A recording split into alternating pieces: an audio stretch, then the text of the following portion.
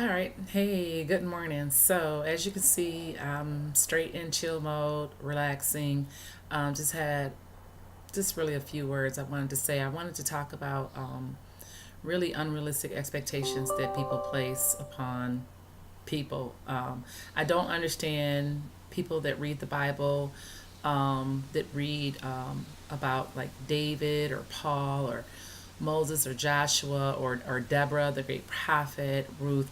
These were everyday people that had a certain measure of faith. They had a certain anointing. They had certain skill sets, but they also had certain challenges. When you look at David, David was a man of war. David was a man of death. David was a whoremonger. David also had just a little bit of mental issues going on, but yet he was a man after God's heart, because that's what God looks at. He looks at the heart of the person. When you look at Moses, Moses was not a person that had a lot of courage. He was very fearful. Excuse me, I'm sorry, that's Abraham. Abraham didn't have a lot of courage. He was very fearful. God had to send people to Abraham constantly to lift him up. When you look at Moses, Moses had a spirit of rebellion. He did what he was told, but if you read the story, he had a spirit of rebellion, which is why he did not cross into the promised land. He went against what God had told him to do.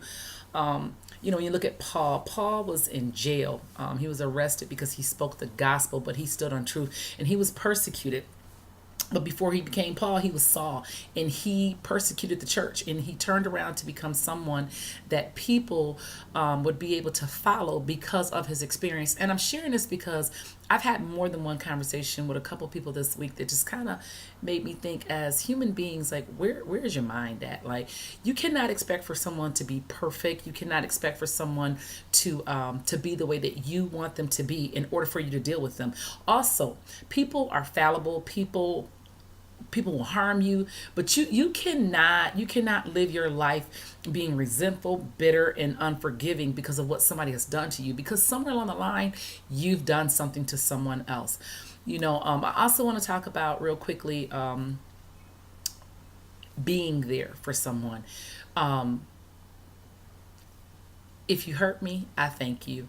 If you bless me, I thank you. That is the type of person I am, because I have come to the conclusion that the very same person that is holding you up in 1 minute will be the very same person that's trying to stick a knife in your back in the next.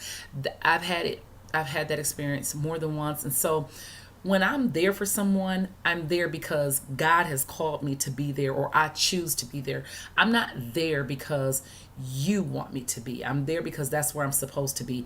And I think that if people would just be there because they're supposed to be there, then you'll be there whether that person wants you to be there or not. And then you could just, move on thereafter. So, today is Sunday. Like I said in my post, out of one storm and into the next. Do not confuse Facebook with my personal life. A lot of y'all have no idea what I go through.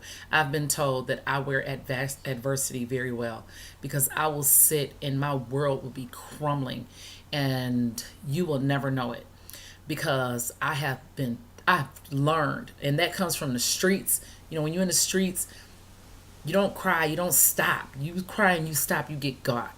I'm the same way on this way. It's like I cry. I cry when I'm by myself, or when I'm with someone where I feel like I can trust that person to open up and show you a glimpse of me. So, like I said, out of one storm and into the next. We are all only human, doing the best we can. And if you do the best you can, let other people do the best they can. Take the hit, keep on moving. That's my rant. I went over a minute, but still under 5. Listen to it, don't pass it along. Be easy.